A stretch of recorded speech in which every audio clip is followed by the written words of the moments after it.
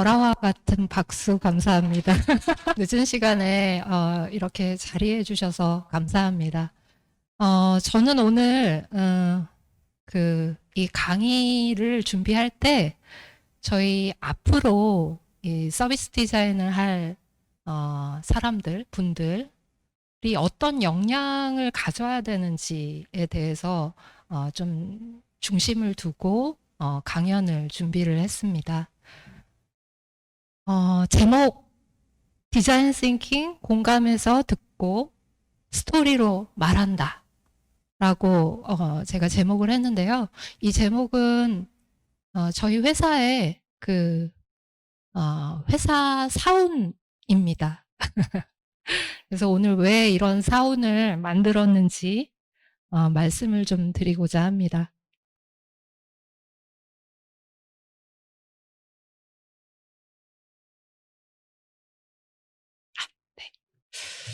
먼저 제 소개 간단하게 드리고 시작하는 게 좋을 것 같습니다. 왜냐하면 오늘의 이야기는 서비스 디자이너가 어떤 역량을 가지고 업무에 임해야 되는지에 대한 이야기를 하려고 하거든요. 그러다 보니까 저 자신에 대한 이야기를 좀 많이 하게 될 것 같습니다.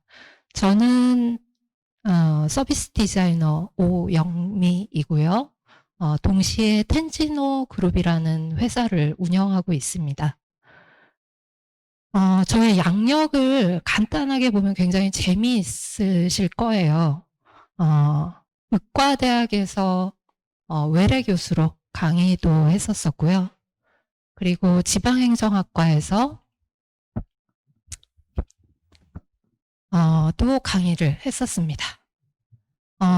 저는 시각 디자인을 전공을 했습니다. 학부에서는.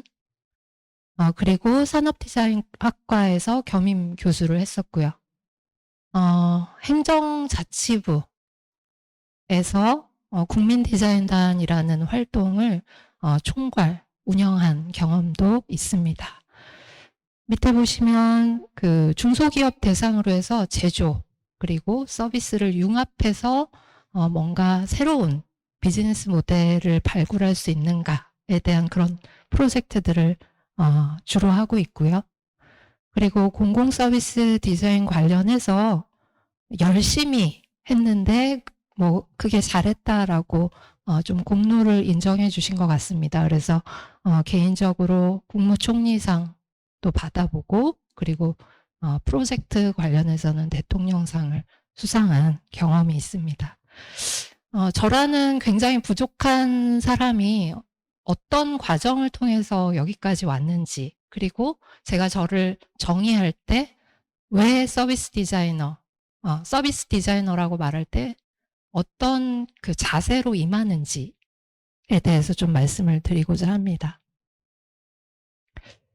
먼저 디지털 트랜스포메이션이라는 키워드가 있어서 이것을 짚고 넘어가지 않으면 제가 이 강연에 초대받은 의미 상실할 수 있겠다라고 생각돼서 시대적인 과제가 우리에게 어떻게 주어져 있는지 좀 먼저 이야기를 해보고 싶습니다. 우리는 어떤 시대에 살고 있는가? 4차 산업혁명이라는 약간 이제는 조금 진부하게 느껴지는 키워드이지만 그 내용을 한번 살펴보도록 하겠습니다. 우리는 이렇게 사물 인터넷, 인공지능, 가상현실 등으로 연결이 극대화한 사회를 지능정보 사회라고 부를 수 있다. 기존의 정보사회가 지능이 결합되면서 한층 연결을 증진시키는 것이다. 이런 지능정보 사회는 기존의 사회와 다른 특징을 갖는다 라고 하는데요. 그 다른 특징을 한번 살펴보겠습니다. 사회적으로는 공동체와 결사체를 넘어서 공감 사회로 변한다 라고 이야기를 하고 있습니다. 기술은 기계기술, 정보기술을 넘어서 지능 정보 기술로 진화하고 있다. 이에 따라 경제는 기존의 물질 경제를 넘어서고 있다 라고 이야기를 하고 있는데요. 서비스 경제화로 가고 있고 더 나아가서 공유 경제 그리고 체험 경제로 발전하고 있다. 사회의 지배 양식은 예전의 수직적인 위계적 지배 질서를 넘어서 수직 그리고 수평적인 혼계적 지배 질서로 변화하게 된다라고 이야기하고 있습니다. 앞서 내용들을 정리해서 보면 역시 이것도 그 책에서 그 출처한 내용입니다. 4차 산업혁명은 연결 그리고 공유이며 수평적인 것을 특징으로 한다. 따라서 4차 산업혁명에 걸맞은 근본적인 변화가 더욱 필요하다. 그러나 한국은 수직적인 문화가 사회 모든 곳에 깊이 내재해 있다. 최근 빈발하고 있는 사회 지도층의 일탈은 빙산의 일각이다. 혁신을 가로막는 벽이 높아져 가고 있다. 공유가 아니라 소유가 사회 전체에 퍼져 있다. 그것도 나만 많이 소유하면 된다는 인식이 공고해져 있다라고 이 책에서 우리 4차 산업혁명, 우리가 마주하고 있는 이 시대에 대해서 이야기를 하고 있습니다. 저는 이 내용을 보면서 이제 제 후배가 되는 많은 그 디자이너들이 특히 서비스 디자인을 하고 싶어하는 친구들이 저에게 물어봅니다. 서비스 디자인이 무엇이냐? 대답하기가 항상 어려웠어요. 그리고 서비스 디자인을 하다 보면 앞서 많은 강의에서 들으셨겠지만 말씀하시는 분마다 내용이 다르고 그리고 이것은 우리 영역이다라고 하는 그 각 영역 간에 아직 정의되어 있지 않고 굉장히 혼재되어 있는 상황입니다. 그래서 이런 정체성에 대한 고민을 굉장히 많이 하는데요. 무엇보다 그 앞으로 다가올 이런 시대에 누가 주도할 것인가에 대한 질문을 해보지 않을 수 없었습니다. 근데 누가 주도할 것인가라는 거는 이미 답이 있는 거라고 생각이 됩니다. 누가 주도할 수 있는가에 대한 그 근본적인 역량에 대해서 좀 더 이야기를 해보고 싶은데요. 아까 앞서 그 발췌된 책에서도 언급했듯이 공감사회로 변화하고 있고 이 공감사회는 연결, 공유, 수평의 특징을 가지고 있다라고 이야기를 하고 있습니다. 저런 역량이 있는 직업군 그리고 사람이 이제 향후에 도래할 사회를 주도하게 될 것이라는 거를 우리가 미루어 짐작할 수 있겠죠. 저는 여기서 서비스 디자이너의 그 역량이 무엇인가에 대한 단서를 좀 발견하고 싶은데요. 제가 아까 많이 부족하지만 뭔가 나름대로 그간 걸어온 발자취에 대한 그 이야기를 좀 드려보고 싶습니다. 저는 1998년에 그 사회생활을 시작했습니다. 처음에 그래픽 디자이너로 시작했고 그리고 웹 그 닷컴 버블 기억나시죠? 2000년대 초반에 그 시점에 저는 웹을 하지 않으면 다음 시대를 먼저 살아내기가 어렵겠다라고 생각해서 바로 웹이라는 굉장히 새로운 당시로서는 그 사회로 진출을 합니다. 그리고 거기서 이제 더 나아가서 굉장히 다양한 그런 그 디지털 미디어나 디바이스 같은 게 나타나죠. 지금은 우리한테는 너무 일상생활의 하나가 됐지만 스마트폰이 없던 시절, 그 폴더폰 기억나시는지 모르겠어요. 그리고 햅틱폰 기억나시나요? 스마트폰이 없던 시절부터 그 스마트폰에 들어가는 화면을 디자인하고 그리고 그 다음에는 그 화면을 설계하는 UX 디자인을 하게 됩니다. 그리고 지금은 서비스 디자인이라는 걸 하고 있는데요. 뭐가 다른가 한번 보고 싶습니다. 1998년부터 2010년까지 저는 서비스 디자인을 하기 전이었거든요. 이때까지만 해도 지금 이제 보시는 그 목록이 제가 일했던 그런 프로젝트의 목록입니다. 보시면 우리가 잘 아는 그 민간 기업에서 이제 진행한 많은 프로젝트들이 있죠. 대부분 뭐 웹이라던가 디지털 디바이스의 화면을 설계한다던가 경험을 만든다던가 이런 작업들이 중심이 되고 있어요. 그래서 분야를 좀 한번 어떤 분야들을 이때 진행을 했었지? 라고 한번 봤습니다. 웹, 모바일, IPTV, 브랜드, 그리고 민간 기업을 대상으로 한 그런 프로젝트들에 제가 굉장히 많은 디자인을 해왔던 것이죠. 근데 점점 시대가 변하면서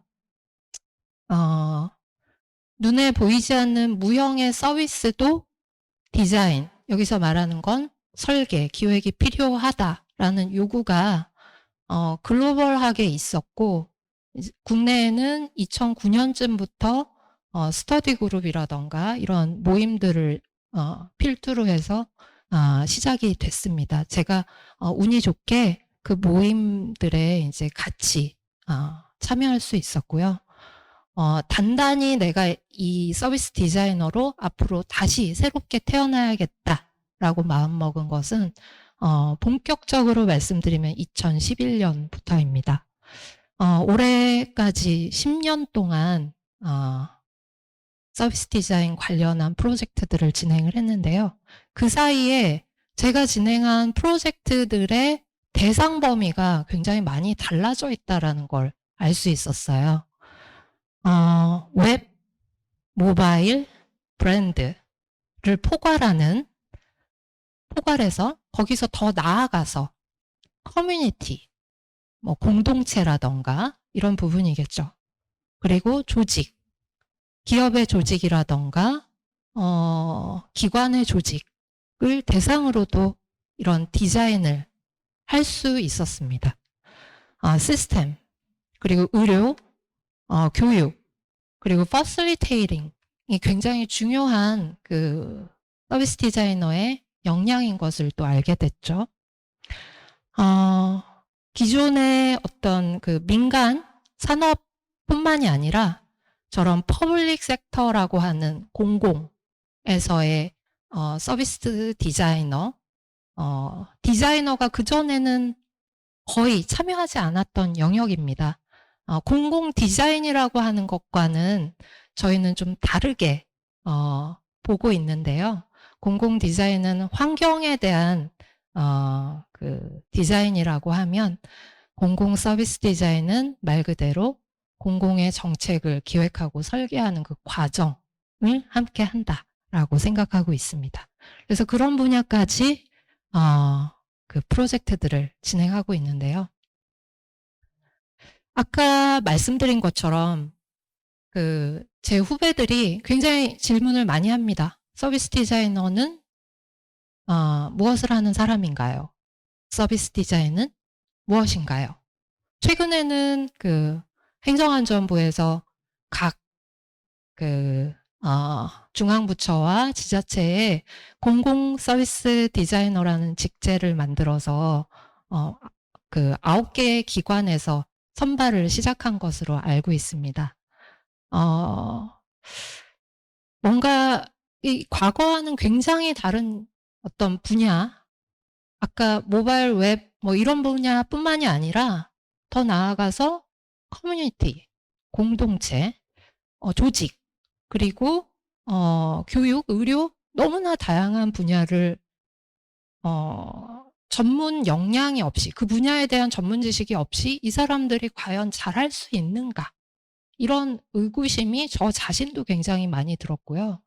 저런 그 프로젝트를 저에게 요구할 때 해낼 수 있을 거다라고 요구할 때 내가 과연 이것을 할 수 있을까에 대한 고민이 많았습니다. 그런 측면에서 나는 도대체 지금 무엇을 디자인하고 있는가에 대한 굉장히 그 저 자신을 채찍질하고 반추하는 그런 질문들을 저도 해봤는데요. 저 질문은 참 답이 없더라고요. 시대는 변하는데 그 무엇도 변하는 것이죠. 시대가 변하면. 과거에는 인쇄활자 매체 시대에 살던 사람들은 디지털이라는 게 없었죠. 그때는 그 무엇은 늘 종이, 인쇄, 인쇄와 관련된 디자인 일들이었을 거고요. 자, 이제 시대가 변하고 있죠. 점점 시대는 늘 변하죠. 근데 나는 무엇을 하는 사람이다라고 정의 내리는 거는 그 시점에 못 박는 거라고 생각이 되거든요. 그러면 시대는 변화하는데 내 자신이 변화할 수 없을 수 있다라는 전제가 생기는 것이죠. 그래서 저는 이 질문을 바꿔야겠다라고 생각이 들었어요. 나는 어떻게 디자인하고 있는가? 나는 아름답게 만들기 위해 디자인하고 있는가? 나는 사람들의 경험을 향상시키기 위해 풍족하게 아름다운 경험을 주기 위해 하고 있는가? 나는 공공 서비스를 정말 만족하게 시민과 국민들이 사용할 수 있도록 디자인하고 있는가? 이런 나의 태도와 자세에 대해서 질문하지 않으면 이것에 대해서는 답변할 수가 없겠다라고 생각이 들었습니다. 그래서 저는 먼저 이 자세와 태도가 어떠해야 되는가에 대해서 이야기를 고민을 해봤는데요. 제가 진행했던 사례에서 서비스 디자이너로서 어떤 자세와 태도로 프로젝트에 임해야 되는지에 대한 사례를 좀 이야기해보고 싶습니다. 먼저 국내 제약사였는데요. 품질경영실의 CS팀에서 일반 의약품 정보와 관련된 서비스 디자인을 해보자라고 저희에게 의뢰를 했습니다. 그 의뢰의 시작은 굉장히 작았어요. 이 CS팀에서 늘 고객에게 하루에도 굉장히 많이 수차례 고객의 직접적인 응대를 해야 되는데 그 질문들이 늘 같은 상황인 거죠. 왜 사람들은 매일 같은 걸 물어볼까?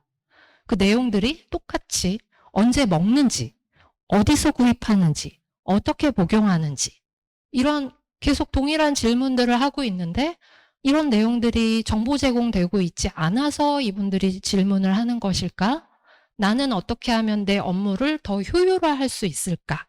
이제 이런 측면에서 서비스 디자인이라고 굉장히 막연하게 알고 있던 것을 한번 시도해보고자 CS팀에서 저희한테 연락을 주셨고 처음에는 저희가 이렇게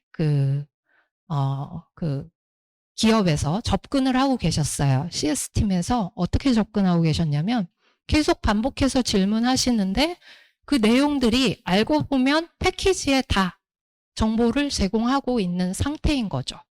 그러면 이 정보를 제공하고 있는데 이 사람들이 계속 반복 질문한다는 것은 이 표기된 정보의 상태의 문제일 것이다 라고 생각하고 이거를 개선하는 거를 저희에게 의뢰를 했습니다. 자, 약 패키지의 가독성, 이해도의 문제로 접근을 했죠. 자, 이거는 가만히 잘 들여다보시면 제품이라는 의약품으로 놓고 보는 거죠. 먼저 문제의 출발을 그렇게 보는 겁니다. 자, 근데 그 문제의 출발에서 저희가 한번 시작을 해봤어요. 조사를 해보니까 노인의 83%는 하루에 평균 6알 이상의 약을 먹고 있다. 굉장히 많은 분들이 굉장히 다량의 약을 복용하고 있는 거죠. 복용 방식도 다르고 약의 종류도 굉장히 다른 상황입니다. 복잡하지 않을 수가 없죠. 신문에서는 저희가 조사해 보니까 매년, 거의 매년 이 이야기가 나오고 있었어요. 돋보기로도 안 보이는 깨알 약품 설명서. 그래서 실제로 그 쌀알 하나를 그 약품 설명서 옆에다 두고 사이즈를 재는 그런 사진까지 뉴스 기사에 탑재가 됩니다. 이 얘기는 뭘까요? 글자 크기가 너무 작아서 안 보이더라. 이런 얘기겠죠. 자, 넘어가 볼게요. 자, 그러면 문제 해결을 우리가 해야 되는데, 그쵸? 저희가. 그러면 글씨가 잘 보이면 사람들이 이 내용을 이해할 수 있는가라는 질문을 던지지 않을 수 없었습니다. 그러니까 글씨를 키우면 그러면 잘 보이는가? 글씨를 키우고 패키지를 아름답게 디자인하면 사용하기 편하게 하면 이 사람들이 그 내용을 두 번 다시 이제 물어보지 않아도 혼자서 잘 이해할 수 있는가라는 측면에서 더 상황을 들여다봤습니다. 내용을 보니까 성인 인구의 60%가 의약품 사용에 어려움을 겪고 있다. 두 번째는 약 복용이 잦은 노인층은 약품 설명서의 절반도 이해하지 못하고 있다. 세 번째는 요법 용량, 효능 효과, 주의사항에 쓰인 어휘의 81.3%가 일상 언어가 아니다. 이 얘기는 뭐냐면 그 내용을 탑재하고 있는 것 자체가 글씨 크기와 상관없이 사람들이 이해하기 굉장히 어려운 내용들로 구성이 되어 있다라는 사실이었죠. 그러면 저희는 이제 다음 단계로 갈 수밖에 없었습니다. 이 문제를 해결하기 위해서 글씨 크기만으로도 안 되고 글씨의 내용을 바꿔야 된다면 글의 내용, 그러면 이거는 제약사에서 내부에서 그 내용을 만들어내는 생산하는 팀들이 있을 거예요. 그 팀들이 어떤 기준으로 저 내용을 만들고 어떻게 소통하는 과정 그 안에서 할 것인가를 조사를 해봤습니다. 그리고 아까 앞선 문제들이 기존에 그냥 단순히 글씨를 키운다 이런 아까 글자 크기의 가독성과 이해도 문제로만 접근하기에는 그 문제로는 이 문제를 해결하기가 어렵다라고 느낀 거죠, 저희가. 그래서 혁신을 해야 되는데 약을 사용하는 사용자, 사람들의 맥락적인 경험을 고려해서 살펴봐야지만 이 문제를 해결할 수 있겠구나라고 생각을 했습니다. 자, 기존에는 제품 중심으로 접근했죠. 자, 혁신을 하기 위해서 저희가 시도했던 처음엔 혁신인 줄도 몰랐습니다. 다만 그 문제를 해결하기 위한 그냥 심도 깊은 그 찾아가는 과정이었죠. 저희가 문제는 여기서 비롯돼라고 정의 땅땅 내리고 그것만 해결하고 글씨 크기만 키우고 끝낸 게 아니라 이 문제를 진짜 해결하는 거, 이 정보를 왜 이 사람들이 알 수 없을까라는 그 문제를 해결하기 위한 방법을 찾아가다 보니까 이 사람들이 어떻게 약을 사용하는지 그리고 그 사용하는 과정에 어떤 정보들을 어떤 방식으로 제공받는지를 보지 않으면 그걸 고칠 수가 없다라는 점이었어요. 약을 사람들이 사용하는 여정 속에는 굉장히 다양한 채널을 통해서 그 정보를 습득하고 있습니다.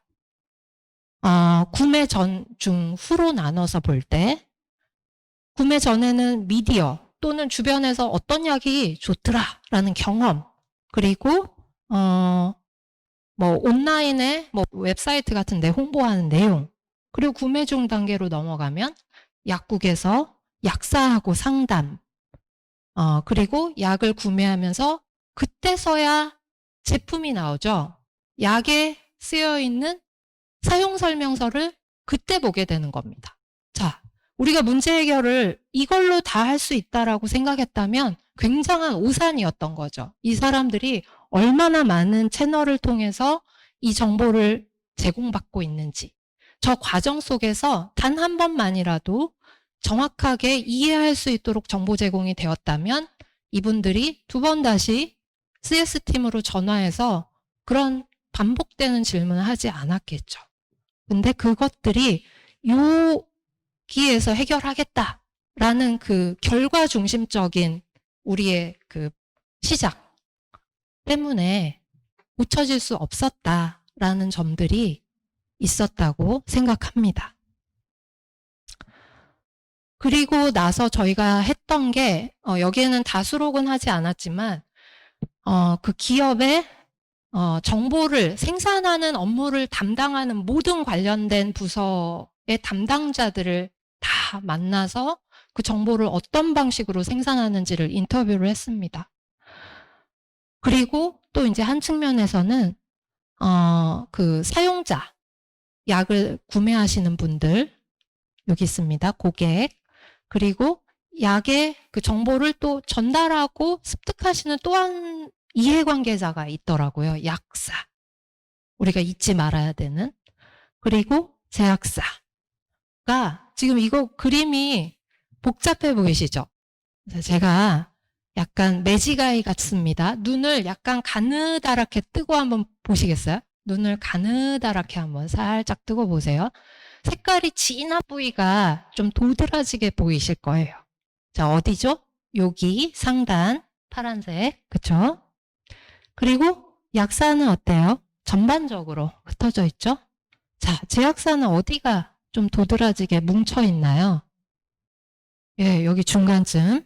자, 이거는 자, 옆에 이제 단서가 있습니다. 저희가 이게 모든 채널을 다 분석을 해봤어요. 주변 지인한테서 듣는 경험 정보 채널, 의사 약사, 그리고 약의 패키지, 그리고 약 정보를 홍보하는 포스터, TV, 라디오, 홈페이지, 카페, 블로그, SNS를 해봤을 때 사람들이 정보를 습득하는 주요 채널일수록 색깔이 짙어집니다. 또는 기업에서 정보를 제공하는 주요 채널일수록 색깔이 진해집니다. 자, 그러면 오류를 발견할 수가 있는데요. 자, 사람들은 이쪽에서 주로 정보를 습득하고 있었어요.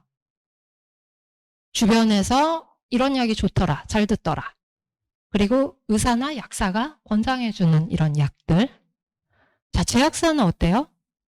여기는 어떻게 뭔가 정보 제공이 전혀 안 되고 있죠. 그거는 약사가 알아서 할 일로 놓고 여기에만 열심히 예산을 쓰고 있는 겁니다. 뭐 패키지라던가 포스터라던가 TV 광고. 자, 지금 이 얘기들이 알고 보면 우리 공공기관이나 공공기관의 상황도 굉장히 유사하다라고 저는 보여져요. 우리가 뭔가 힘을 막 들이는데 실제 진짜 문제를 해결하지 않는 포인트에서 막 힘을 쓰고 있는 거죠. 자, 기업에서 얼마나 많은 예산을 TV 광고 같은 데 쓰는지 아세요? 수백억 대죠. 자, 그 돈을 막 쓰고 있는데 실제로 큰 영향력을 못 미치고 있다라는 이런 상황을 우리가 알 수 있었습니다. 자, 그러면 어떻게 해야 이 문제를 우리가 해결할 수 있을까요? 자, 고객에게는 그것도 아까 하나의 채널로서 패키지에 정보를 표기할 때는 이런 용어, 쉬운 용어, 그리고 이런 내용, 으로, 그리고 이런 크기, 뭐 등등에 대한 가이드라인이 필요하겠죠.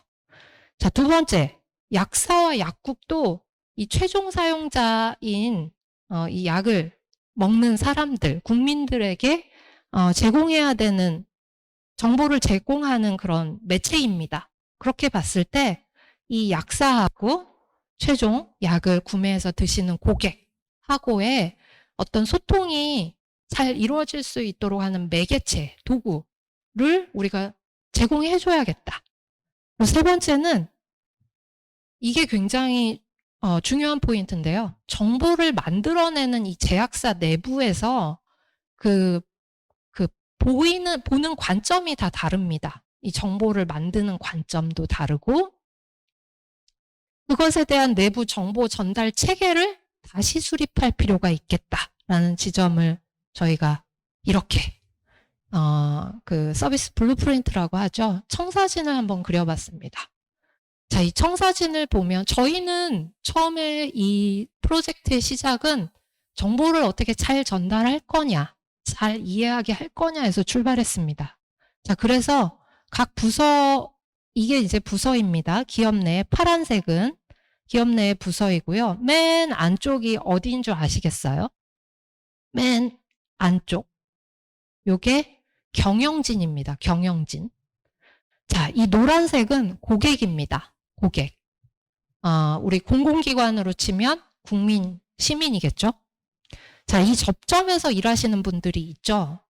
자, 여기서는 약사라는 접점이 있고요.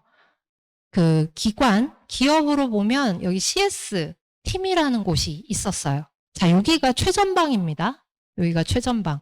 고객의 이런 이제 그 약을 먹는 과정, 정보를 습득하는 과정을 보면 이 빨간색들이 너무 힘들고 어려워서 나는 그냥 안 읽을래라고 하고 포기하는 과정이에요.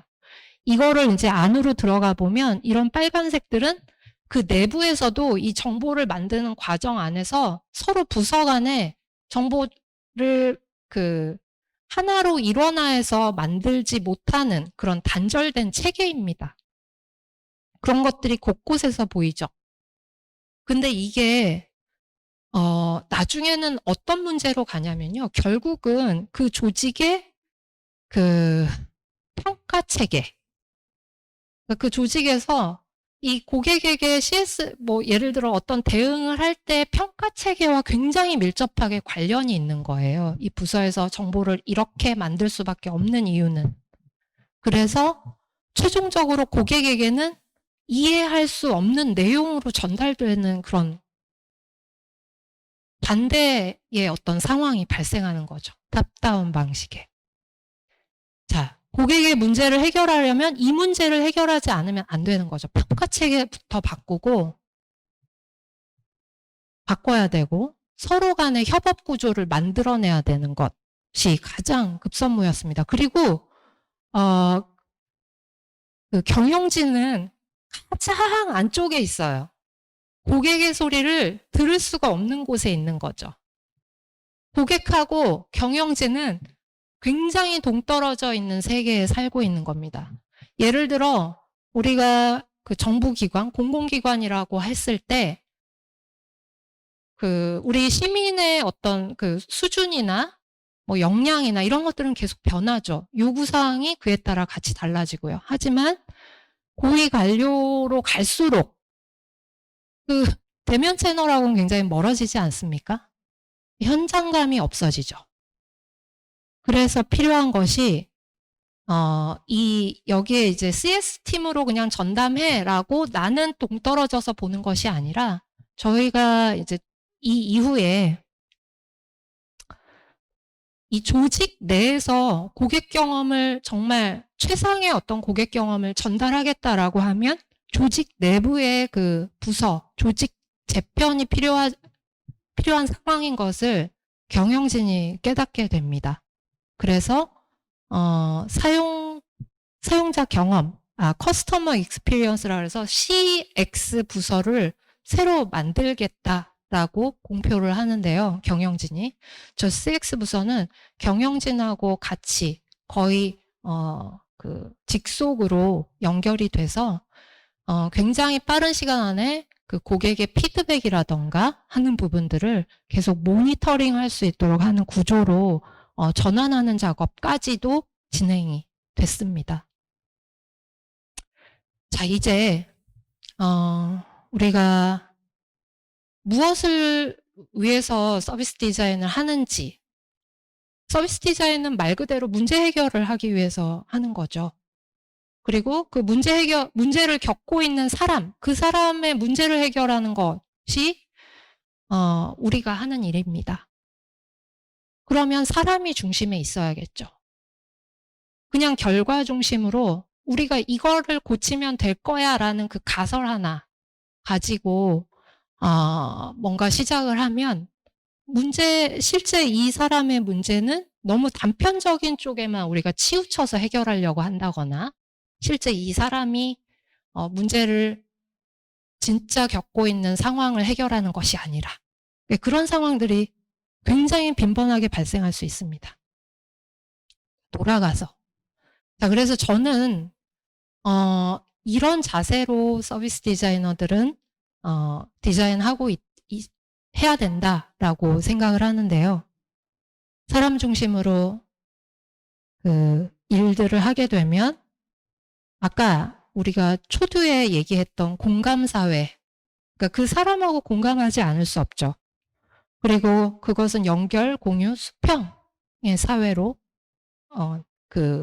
도약하는 그런 것이다라고 이야기를 하고 있습니다. 그래서 사람의 목소리를 공감해서 잘 듣는 것으로부터 출발해야 된다라는 말씀을 다시 드린 거고요.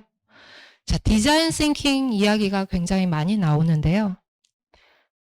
디자인 싱킹이라는 용어는 스탠포드의 디자인 스쿨의 D죠. 디스쿨이라는 데서 아마 거의 최초로 만든 것으로 또는 더 확장시킨 것으로 알고 있습니다. 자, 디스쿨에는 그냥 디자인 학제가 아닙니다. 여기는 그 융합 과정이라고 봐야 되는데요. 뭐 경영, 공학, 디자인, 예술, 뭐 철학, 인문의 다양한 분야의 학생들이 이 디스쿨의 융합 과정으로 들어오는 거죠. 들어와서 이 프로젝트를 진행하는 프로세스가 있습니다. 이거는 제가 그 서비스 디자인을 공부하는 대학원생에게 받은 질문인데, 서비스 디자인 프레임워크를 이야기하면서 그것이 본질적인 과정이 아니냐라는 질문을 해서 그거는 아니고, 서비스 디자인 프레임워크는, 그러니까 방법론, 프로세스는 본질을 찾아가는 과정이다 라고 이야기를 했습니다. 본질을 어떻게 찾아가는가를 아까 말씀드린 그 스탠포드의 디스쿨의 프로세스를 한번 보면서 이야기를 해보고자 하는데요. 요 모양이 프로세스예요. 근데 가장 첫 단계가 emphasize라고 되어 있는데요. 공감하는 단계가 프로젝트 시작하면 가장 처음에 있습니다. 근데 우리가 기존의 어떤 그 문제 해결을 위한 프로젝트를 진행할 때 가장 첫 단계 우리는 보통 무엇을 하나요?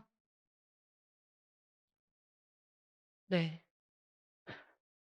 디파인을 먼저 하지 않나요?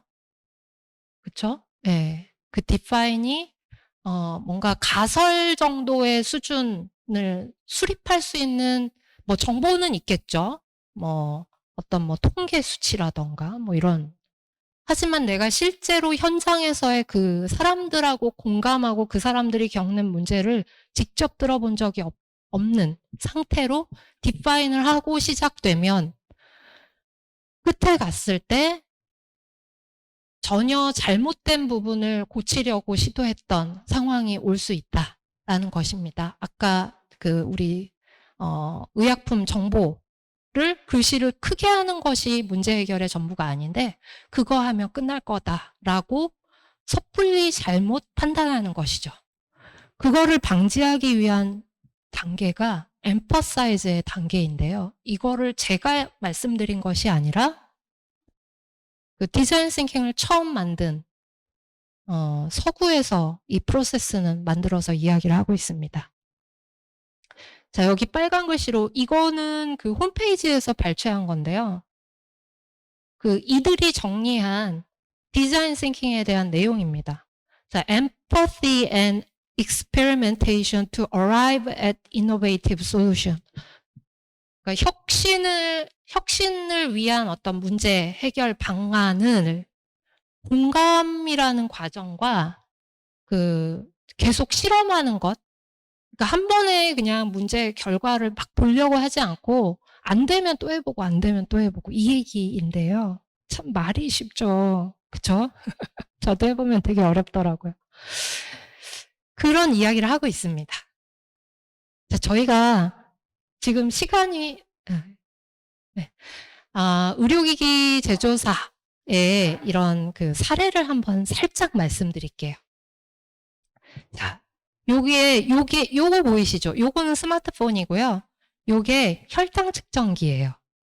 네, 혈당 측정기인데 요거를 스마트폰에 끼워서 혈당을 측정하는 그런 기기를 개발하고 있었어요. 이 회사는 혈당 측정을 여기 그 피를 묻혀가지고 딱 되면 0.03초면 읽어서 여기에 표시를 해줍니다. 혈당을. 굉장히 빠른 시간이죠. 이런 핵심 기술이 있고 저희에게 의뢰한 것은 사용자 경험 그 조사를 의뢰했는데 의뢰한 것은 이거를 연결하는 어떤 방식을 뭐 USB로 할지 블루투스로 할지 어떤 게 사용자에게 편할지 저거를 알면 이 제품은 진짜 잘 팔릴 거야 라는 어떤 전제가 이미 깔려 있었어요. 왜냐하면 모든 사람들이 스마트폰을 쓰고 있고 그리고 모든 사람들이 혈당 측정기기를 쓰고 있는데 스마트폰에 연결하면 훨씬 많은 고급 정보들을 전달할 수 있다라는 전제를 가지고 있었기 때문에. 근데 저희가 사용자 경험 조사를 해봤어요. 근데 이런 얘기들을 하는 거죠. 이거는 저희가 그러니까 이건 좀 특이하다라고 생각해 발굴한 내용들인데 집 밖에 그러니까 외출을 하면 하루에 보통 6번, 대여섯 번 이 측정을 하신대요. 가방 속에다가 손을 이렇게 넣고 몰래 주변에서 보지 않게 몰래 이렇게 측정을 한다는 거죠. 이상하죠. 그리고 집에 이제 아이를 키우는 어머니셨는데 아이가 잘 때 아이는 모르게 해요. 이런 이야기를 합니다. 왜냐하면 이게 혈당 지수를 보고 내가 별로 이게 안 좋게 나오면 기분이 나빠져서 아이에게 영향을 미칠까 봐 이런 얘기를 하는데요. 자, 우리는 이런 얘기를 그냥 걸르죠. USB 어떻게 연결하는 것이 더 편한지 그 얘기를 좀 해주시라니까요. 이거는 별로, 그냥 수다로 넘길 수 있습니다. 자, 근데 공감을 한번 해보실게요. 이분은 이런 문제가 더 중요할 수 있는 거죠. 왜냐하면 생각해 볼게요. 자, 혈당 측정 핵심 기술이 0.03초예요. 1위예요. 근데 2위의 저 기술을 가진 기업이 0.05초 만에 보여준다면 그 0.02초의 차이가 이 사용자에게 그렇게 큰 내가 이 제품을 구매해야겠어 라고 할 정도의 기술일까요? 아니겠죠. 오히려 이런 부분들 숨겨져 있는 이 사람들의 목소리들이 있습니다. 저런 것들을 잘 발굴해서 해결해 줬을 때 내가 이 제품은 정말 내 마음을 알아줘. 나는 이 제품을 너무 사고 싶어. 이렇게 생각할 수 있는 거죠.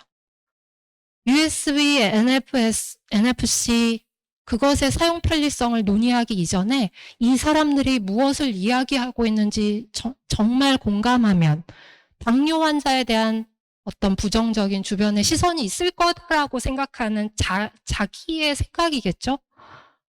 이런 것들을 좀 안 받고 싶어 하는 니즈가 있는 거죠. 근데 혈당기기는 실제로 어떻습니까? 굉장히 논리적으로 우리가 정해진 사용자 경험이라는 측면에서 봤을 때 삐빅하고 소리를 내줍니다. 이게 측정이 되면. 그러면 이분은 아까 그런 외부에서 그런 측정했을 때 삐빅 소리가 나면 이 사람 이거 무슨 소리지 하면서 주변의 시선을 받게 되는 나는 시선이 싫은데 이런 상황도 올 수 있는 거죠.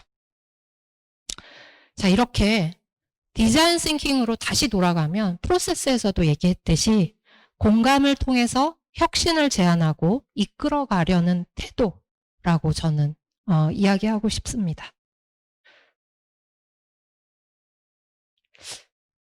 자, 서비스 디자인을 하는 분들이 어떤 한계에 대해서 이야기를 많이 합니다. 내가 이것을 잘할 수 있을까? 왜냐하면 내가 전문 지식이 없어요. 그 분야에 대해서. 근데 의료도 해야 되고 어떤 때는 교육도 해야 되고 공공기관만 해도 굉장히 다양한 어떤 업무들을 갖고 있잖아요. 어떤 데는 수사를 하고 과학수사연구원처럼 어떤 곳은 검역을 하고 그런데 그런 곳에 가서 서비스 디자이너가 매번 잘할 수 있을까?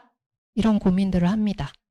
내가 어떤 지식을 전달할 수 있을까? 내가 모르는 분야 생소한 사람들과 잘할 수 있을까? 내가 문제를 해결할 수 있을까라는 고민들을 하는데요. 저도 이렇게 마을 공동체 분들을 만나거나 실제 아까 약국에 가서 약을 살 때 이 사람들이 어떻게 행동하는지를 보거나 학교에 직접 찾아가서 이 학교의 주민들과의 어떤 소통을 더 강화시키려면 무엇이 필요한가? 지금 카페를 새로 그 등나무 벤치를 바꿔서 카페로 만드는 그런 과정으로 또 넘어간 그런 사례인데요. 그리고 아이들이 뭔가 자기 목소리를 자발적으로 내서 자기가 필요한 어떤 그 프로그램들을 어떻게 하면 개발할 수 있게 할 건가? 뭐 하물며 어떤 산불의 모니터링을 어떻게 하면 잘 하고 잘 빨리 대응하게 할 건가? 해외에서도 동남아에서도 이런 그 디자인 싱킹, 서비스 디자인에 대한 요구가 굉장히 높아지고 있죠. 이런 분들을 매번 만날 때마다 제약이 있습니다. 저희에게도. 그러나 아까 이제 말씀 그 서비스 디자인을 하겠다라는 그 앞으로의 차세대들이 말하는 한계는 그들이 내가 만드는 것이다라고 생각을 합니다. 그리고 제약은 아름답다고 생각이 되는데요. 거기에는 뛰어넘을 수 있는 기회가 있기 때문입니다. 다만 그 기회가 없을 거다라고 한계 짓는 것, 우리가 첫 번째 이것이다라고 디파인하는 그것이 잘못될 수 있는데, 그게 제약일 수 있는데 그걸 넘어서지 않으려고 하는 그것이 저희에게는 오히려 한계가 될 수 있다라고 생각을 합니다. 자, 이렇게 사람들의 귀 기울여서 공감하는 것, 그것만이 디자인 싱킹 그리고 서비스 디자인의 가장 중요한 원리다라고 다시 한번 이 자리에서 말씀드리고 싶습니다. 네, 그렇게 되면 아까 말씀드렸죠. 제약사의 조직 구성도 우리가 수평으로 가기 위한 노력으로 자연스럽게 가게 됩니다. 내가 그 수직으로 있으면서 경영진은 전혀 단절된 어떤 고객과 단절된 수직 구조의 맨 하층에 있는 것이 아니라 내가 수평으로 올라가기 위한 그런 노력들을 자연스럽게 할 수 있다라는 것. 그거는 사람 중심으로 할 때 비로소 이룩되는 것이라고 생각됩니다. 감사합니다.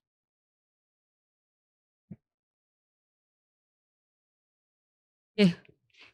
어떻게 잘 들으셨는지 모르겠습니다. 많은 이제 사례를 통해서 디자인 싱킹이라는 방법론이 실질적으로 어떻게 문제 해결에 사용되고 있는지를 또 서비스 디자인 측면에서도 보여주신 부분이 있다고 생각하는데요. 혹시 지금 강연 주신 부분에 대해서 뭐 질문이나 궁금한 점 있으실까요? 너무 잘해 주셔서. 너무 사례를 차근차근 잘 말씀해 주셔서 오늘 장시간 동안 저도 이제 배운 게 많습니다. 만약에 지금 다시 한번 질문이 혹시 있으실까요? 네. 없으시다면 저희 이번에 강연해 주신 저희 오 대표님께 큰 박수 해 주시면서 이번 시간 마감하도록 하겠습니다. 네.